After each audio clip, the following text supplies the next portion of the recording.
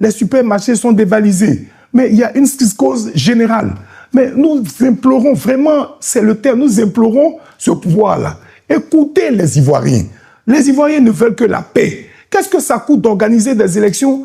À cela, nous demandons, bon, est-ce que le sort de la Côte d'Ivoire est lié au sort de Ouattara? Après Ouattara, il n'y aura plus de Côte d'Ivoire.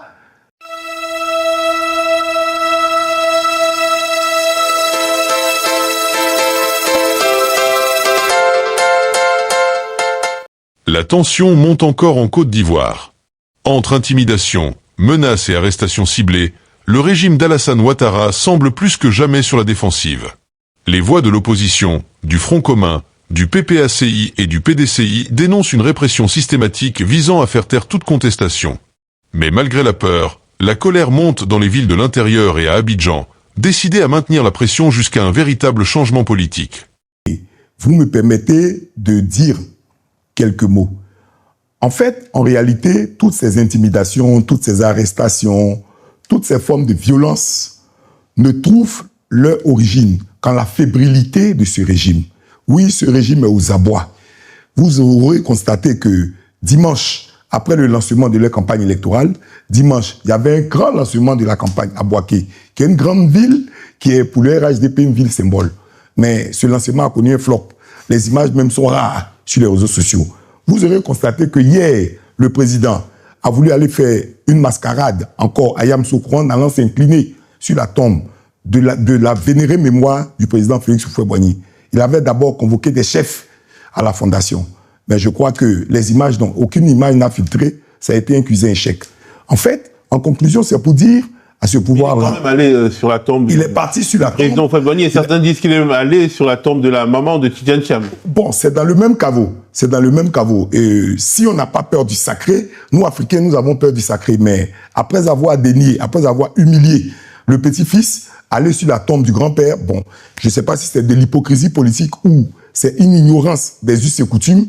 Bon, chacun tirera les leçons.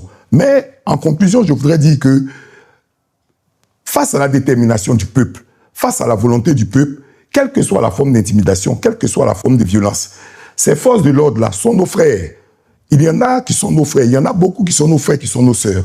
Nous voulons dire au pouvoir, nous avons passé tout le temps, pendant près de 2 ans, à demander un dialogue. Juste un dialogue. Nous l'avons démontré notre volonté d'être pacifiste. Nous avons organisé le 9 août un grand meeting qui a réuni pratiquement 1 million de personnes. Il n'y a eu aucune arme, il n'y a eu aucune violence. Tout ce que nous demandons, c'est que nous assayions pour ménager les vies humaines. Parce que nous partons tout droit dans le mur. Ce pouvoir-là le sait, il sait qu'il est impopulaire. Il faut arrêter de faire le chantage au développement. Comme l'a fait avant-hier l'ancien Premier ministre, pour dire à des populations qui payent leurs impôts. Parle de Patrick Hachi. Oui, qui payent leurs impôts, tu dis à ces populations, mais s'ils ne le votaient pas, il va gagner. Pour dire même qu'il n'y a pas de démocratie, le résultat est déjà scellé. Il va gagner. Si vous ne le votez pas, il va gagner. Et quand il va gagner, vous n'aurez rien. Mais de quelqu'un qui est sorti d'une université célèbre comme Stanford, qui dit de telles choses, qu'est-ce que nous pouvons donner comme vraiment crédit à ce genre de personnes, à ces personnes? En fait, nous voulons, c'est un plaidoyer que nous faisons vis-à-vis du pouvoir. Le peuple ivoirien est fatigué. Donnez-leur des élections apaisées. Le président l'a promis quand il faisait son discours en janvier, son discours à la nation en janvier. Des élections pacifiques et apaisées. Mais nous n'en sommes pas là. Nous ne partons pas vers cela. Justement, avant d'enregistrer cette émission, on apprenait que le cabinet de Laurent Gbagbo, ex-président de la République, président du PPACI, où se tenait une réunion, était lui aussi encerclé par les forces de l'ordre selon les modalités qui ont visé à Finguessan et à Kossi Benjo, sauf que c'était pendant une réunion. Alors, nous tournons, nous ne savons pas finalement comment ça s'est déroulé, mais tout cela, ce sont des signes préoccupants. Est-ce que aujourd'hui, on peut considérer que Laurent Gbagbo est menacé d'arrestation?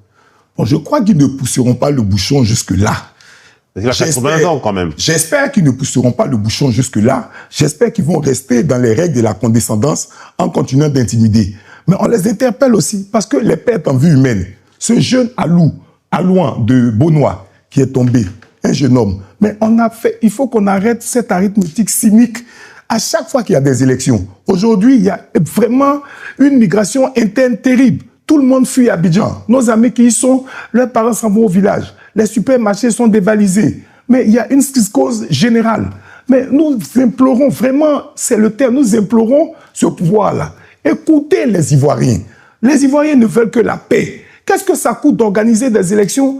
À cela, nous demandons, bon, est-ce que le sort de la Côte d'Ivoire est lié au sort de Ouattara? Après Ouattara, il n'y aura plus de Côte d'Ivoire.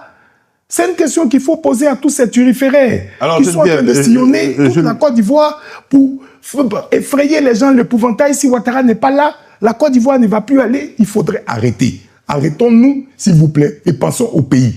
Les Ivoiriens, l'oppression dont vous parlez, la répression, c'est pas vers des partisans, c'est pas vers l'opposition. C'est une répression contre les Ivoiriens. C'est le peuple de Côte d'Ivoire qui ne veut plus. C'est le peuple de Côte d'Ivoire qui s'exprime. Et c'est là que c'est plus dangereux. Parce que si ce n'était que politique, on pouvait dire que les politiques allaient canaliser.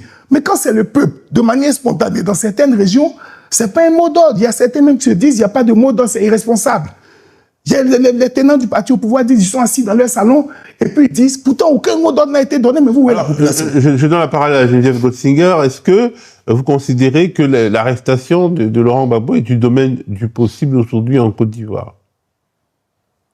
Ouais, j'espère que le pouvoir n'osera pas aller jusque-là. Enfin, je ne crois pas. Ça serait une déflagration absolue. Après, bon, tout est possible, mais je ne crois quand même pas qu'il osera aller jusque-là. Je vous rappelle qu'en 2020, il n'avait pas osé interpeller le président Bédié. Il y a quand même l'âge qui fait quelque chose. Enfin, bon, ça me semble impossible. Mais effectivement, comme le disait la personne du PDCI RDA qui est sur le plateau, l'objectif de l'opposition aujourd'hui, c'est de sortir de cette épreuve de force. On voit bien que le mouvement, c'est un mouvement extrêmement populaire. Ce mouvement des marcheurs est un mouvement qui aujourd'hui part de la base. Les Ivoiriens en ont assez. Ils ont envie d'une seule chose, d'élections inclusives, apaisées, de pouvoir choisir en toute liberté leur prochain président de la République. Est-ce que c'est trop demander en 2025 de pouvoir choisir de manière démocratique et libre son prochain président de la République? Comment est-ce qu'il est acceptable que les présidents des 3 partis politiques représentés à l'Assemblée nationale, le PDCI-RDA, le PPACI et le Front populaire ivoirien, que ces 3 présidents-là soient exclus de l'élection présidentielle? C'est bien évidemment acceptable nulle part, ça serait acceptable dans aucun pays du monde, donc c'est pas acceptable en Côte d'Ivoire. Il est encore temps de se mettre autour de la table et qu'il y ait un dialogue politique. C'est la seule chose que demande aujourd'hui l'opposition. Alors, en 2025... moi, je dis aussi toute ma compassion à la famille de ce jeune garçon qui est mort. Enfin, l'objectif, ce n'est évidemment pas ça. Il s'appelait Alouan Ernest Christophe. Il est mort à Beaunois. Il est mort par balle. Et les autorités ont promis de faire la lumière dessus, donc sous-entendant d'une certaine manière que cette balle ne venait peut-être pas des forces de l'ordre,